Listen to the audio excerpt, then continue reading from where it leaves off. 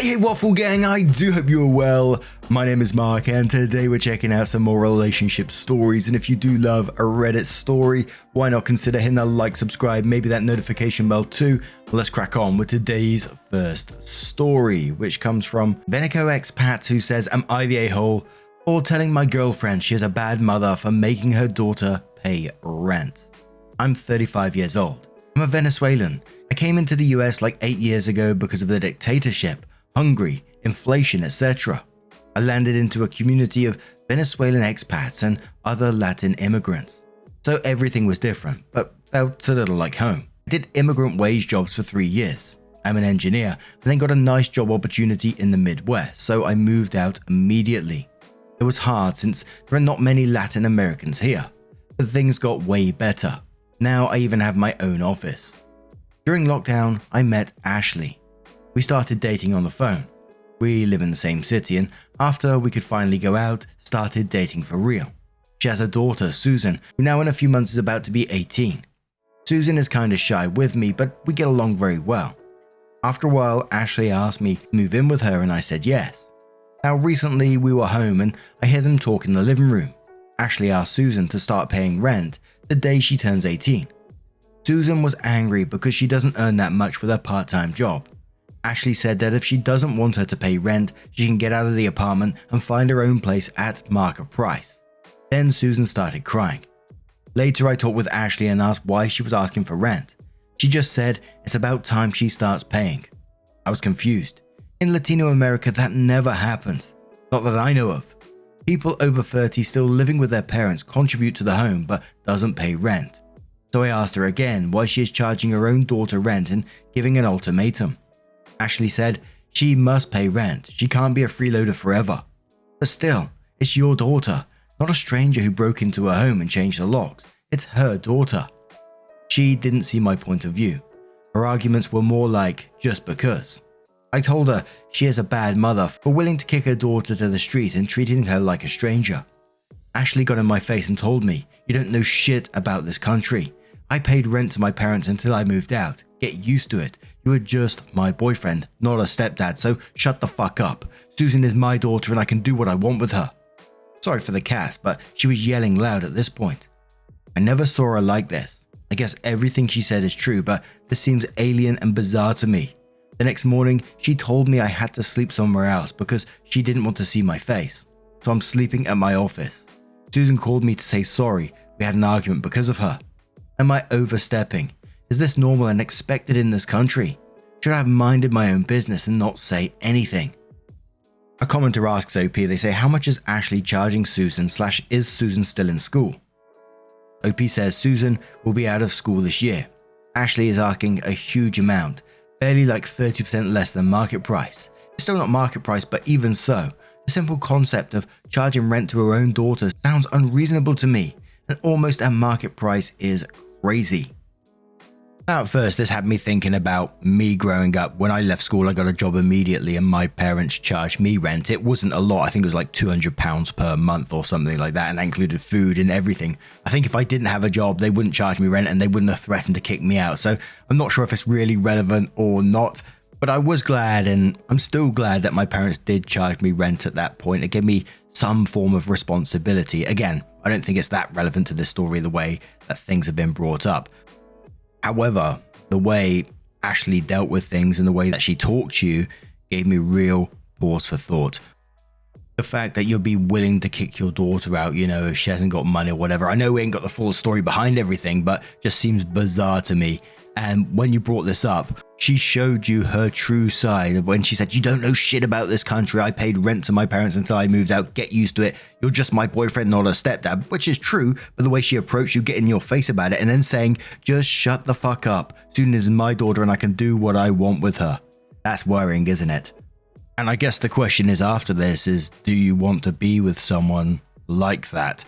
I can honestly say if someone got into my face and said, shut the fuck up, she's my daughter, I can do what I want with her, yelling in my face like that, that would be enough for me anyway, and likely walking away from that situation. But at the same time, I'd feel incredibly sorry for Susan as well, knowing what she's going through, and just gives me questions about what was her life like growing up with that kind of attitude, I can do what I want with her as like some sort of possession. CZ1 says, not the a-hole, my family was cold like this and I no longer speak to them. You are right, and it's good that someone is standing up for the daughter. You Say What Now says, on one hand, yeah, it's not your business. You expressed an opinion, that's one thing, but it's not on you to argue about what she decides to do. On the other hand, doesn't what this show you about your girlfriend's family values make you reconsider whether you're as compatible as you thought? Is this a relationship you can see succeeding longer term? Think hard, because while she's right that it's a common enough thing in America, it's certainly not universal, and her justification seems to be that she had to endure it so her daughter will too, which seems a crappy reason. I'm all for teaching kids to be financially independent, but unless your girlfriend can't afford to, wouldn't it be better to apply that on a gradual timeline? Anyway, not the a-hole for sharing your opinion, but a bit for making it into an argument. She is right that you stepped over the boundaries in that. Cats in an Overcoat says, it's extremely unfortunate, but in a lot of American households, the moment a child becomes 16, they're expected to have a job. At 18, they're expected to pay rent. This is normal in my experience of living here. A lot of 18 or 19-year-olds are expected to move out the first moment they are able to. Sometimes they just get kicked out, because how dare a parent see their child as a child instead of a burdensome freeloader? It's more common for young women instead of men. You are not the a-hole. I don't know why American parents are so focused on getting rid of their children at the earliest convenience and forcing them to be adults. Don't have kids if you feel like they're a burden. Days says, not the a-hole. I don't really get this type of attitude. Life is so hard for young people now that if you don't have to, why would you make life even harder for your children? I'm in the UK. My parents never made me pay rent. This seems to be a mix. Some do, some don't. But if they do, it's a bit more of a token amount. Nothing like market rate, and certainly not threatening to throw anyone out. Yeah, and I agree with that again. That's pretty much my experience. It was like a token amount, as I had £200. Really nothing on the bills. Didn't really make my life harder, and I was happy to sort of contribute towards the household and pay my bit, if you like, which seemed pretty much the standard around the area that I lived, I think. But then OP comes in with an update 5 days later and they say buenas. So the day after I did my post, Ashley asked me to move back in. She was crying, saying that she missed me and wanted me back. Apologized for kicking me out and being so mean to her. I went back in because I needed a shower and my office has no shower, and also because I needed to have a real talk with her. After a few hours of awkwardly coexisting there, I sat both of them at the table to address the issue. I was honest with Ashley. I explained how I was raised, how things are in Latino America, how I lived with my family and even my siblings' partners and little children until I got into the US. I understand contributing to the house, and I understand she is her daughter, but she sees her daughter as a financial burden, and that makes me wonder about our future together. I want to try and have kids before I'm 40 because I would be 60 when they are 20 and I would feel like I would be too old. I would not want to have a partner who treats a child like a stranger as soon as they get 18. Ashley was crying, asking for forgiveness, that she didn't want to lose me, and saying she will change. Susan was looking down all the time, saying nothing. I asked Ashley if she was willing to change for me. She said yes, but then I asked, why would you change for me and not for your daughter? She was confused. I asked her if I am a priority to her, and she said yes. I asked her, I am only your boyfriend. How am I a priority to you and not your daughter? Ashley then said incoherent things, going back and forth between, sorry, you are both my priority, I love you, would do anything for you. I can't stand someone who doesn't have her daughter as a number one priority. She must have me in third place, first her daughter, second herself, and third me. I'd rather be in fourth if she had any pet. What if I was an abusive person? Would she put me over her daughter? I told her we can't be together if she can admit in front of her daughter that she is not her number one priority. So I said I'd find a new place to move out and break the relationship.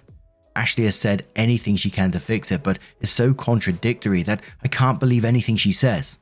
Susan spoke to me, told me it's painful to lose me. She said I'm the only boyfriend of her mum who hasn't been a total jerk to her, or her mum, or an addict. I don't know what to do with Susan. Do I leave the door open if she needs help? I'll be leaving in a few days to an Airbnb while I find some place for myself. I can't live in my office forever. Thank you guys though. Get your thoughts together. I still don't know if this is normal or I just found a particularly bad mother. Give me some hope, please. Hi, that was my original update. But right now I've moved out of Ashley's apartment and I'm at an Airbnb. Susan has been texting me. She's heartbroken and says she still wants me in her life because doesn't trust her mother to find a better man than me. I'm not sure about still having a parental relationship with Susan, but I wish her the best and I'm willing to help if she needs it. I'm still very disappointed at Ashley for how much she has wronged her daughter. I love the way that OP approached the conversation with Ashley and asked her about her priorities and why isn't she prioritizing her daughter in the situation. And I can't help but feel real sorry for Susan. It sounded like there was just some form of stability in her life and she's losing that again from what it sounds like with the mum's past. But what do you guys make of this situation? Let me know your thoughts down in the comments below. And let's move on to another story. Now, our next story comes from Ecstatic Rap 5947 from the Am I the A-Hole subreddit. Does have an update as well, titled, Am I the A-Hole for not telling the nurse at my niece's school about my profession? I, 29 female, was supposed to pick up my niece, Sophie, 7 female, from elementary school and spend a day with her. I was all mentioned before to the school and I picked her up a few times before. Sophie was running towards me, but unfortunately she tripped and fell down. Her knee was bruised and she started crying like crazy. I took her to the nurse's office immediately.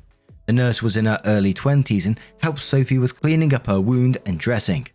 I tell my niece a lot about my line of work, so she asked if she was going to need stitches. If so, how many and what kind, etc. The nurse was impressed. She showed Sophie a few items of equipment she had and asked if Sophie wanted to be a nurse like her. Sophie said no, she wanted to be a doctor like her aunt, aka me. The nurse got a bit upset and asked me why I didn't say anything about this.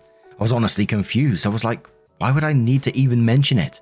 I even threw in a compliment saying she was quite good at her job and I enjoyed witnessing a professional at work. She said I was being too generous with my comments. I told her I was being honest and thanked her for taking care of Sophie's knee. Right when Sophie and I were leaving, she said she'd never be able to guess my line of work correctly because I look better than most of my colleagues. I thanked her again and said I appreciated her help. She said I still owed her for not telling her my job and that it felt like I was testing her or deliberately trying to see how she was doing. I apologized and said that was not what I meant and that I knew she was more than capable of doing her job well. She said maybe I could find a way to make it up to her properly, and I was like sure, but Sophie and I need to go now.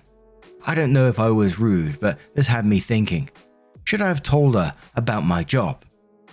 And I'll tell you now, the comments just went wild saying she's flirting with you. OP did go on to update 5 days later and they said, hey everyone, the original post is here. First of all, thanks for your lovely comments on my original post. I appreciate every single one and I would like to thank everyone who took the time to give their input on the situation. As you could see in the original post, I was absolutely clueless during the whole interaction and missed the flirting part altogether. So I took your advice, asked my sister to let me babysit Sophia again and picked her up from school. Around 10 minutes before school was over, I went to the nurse's office with a bouquet of flowers and thanked the nurse for taking care of my niece's knee and asked her if I had the opportunity to make up for my rudeness from the last visit. Thankfully, she agreed. We went on a date last night. It included a late evening walk by the beach and dinner. By the end of the night, I showed her the post and I think it's safe to say she was as amused as every single one of the commenters and she can barely stop teasing me about it. So overall, thank you so much for your comments and help. I love posts and stories where people are just totally clueless to signs that's going on around them. They're just like, what? What's going on here? But what do you guys make of this situation? Let me know your thoughts down in the comments below. Let's move on to another story. And our next story comes from the Am I the A-Hole subreddit from Broccoli Heart 20 who says, Am I the A-Hole for calling my girlfriend selfish for being upset I wasn't at the birth of our kid because I was also in hospital. My girlfriend and I, both 26 female, have a son who is just over a year old, and there was a major drama during the birth. For some context, I have chronic heart problems and have been struggling with it since birth. I've had a surgery when I was an infant and another at 7 and another at 15. I haven't needed one since and have been doing well all around. When my girlfriend was 6 months pregnant, I got really ill and it took a massive toll on my lungs and heart. I pulled through but spent about a month in the hospital. I felt so awful that I couldn't be with my girlfriend. Jane, but she was super great with it.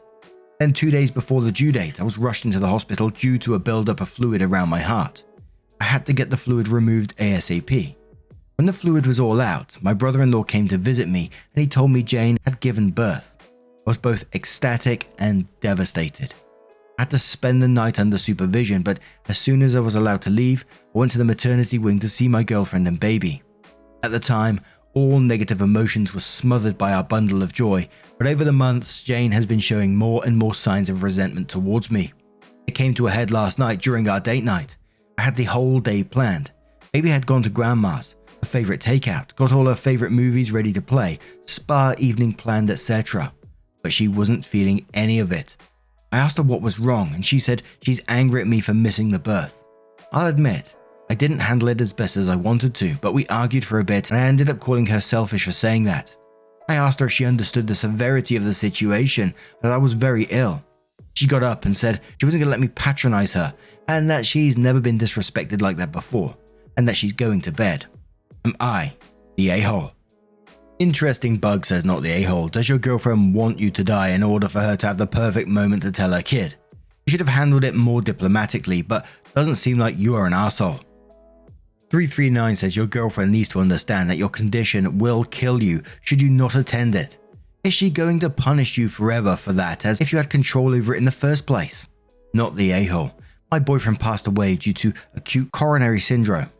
You never ever think twice over the medical attention your heart needs, even at times like this.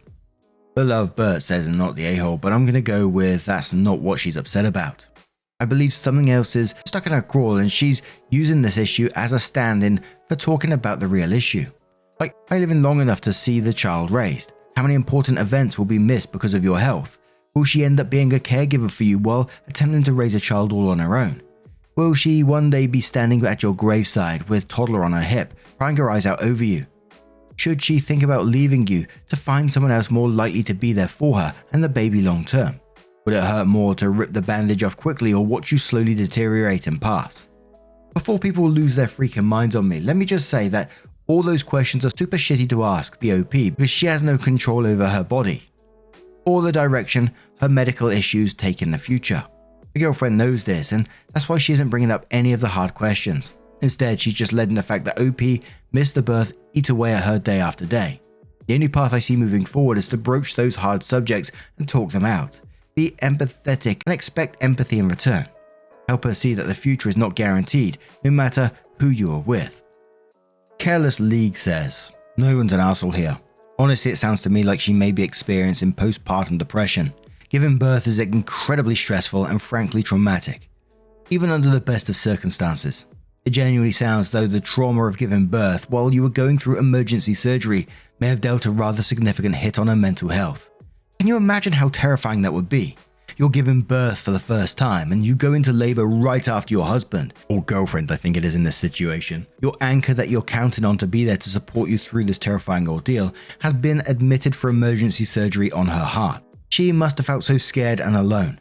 Obviously it's not your fault that you were not able to be there, and I can imagine it also took a toll on you to miss the birth of your child.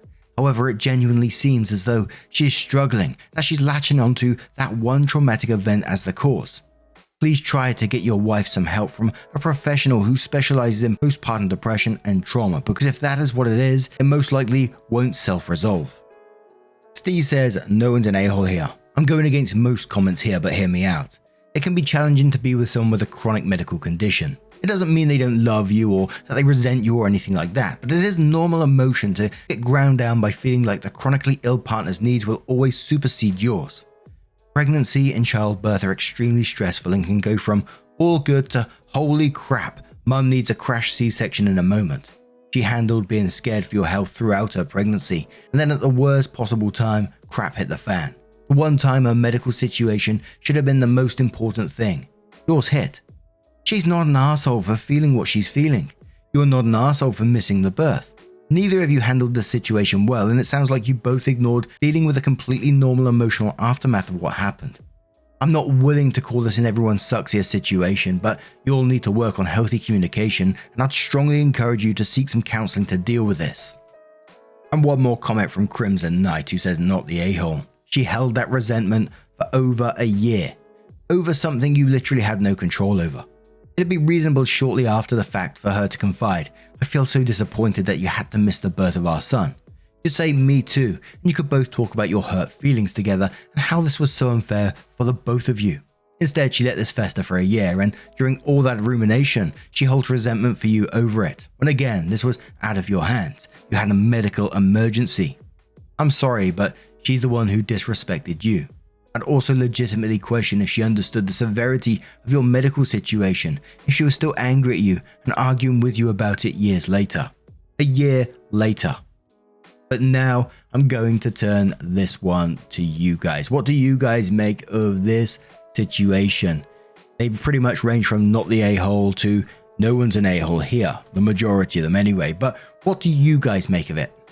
And just a huge thank you from the bottom of my heart for getting involved in today's stories. Your love, your support, your time always means the absolute world to me, so thank you so much for being here. I'm just blown away by it every single day.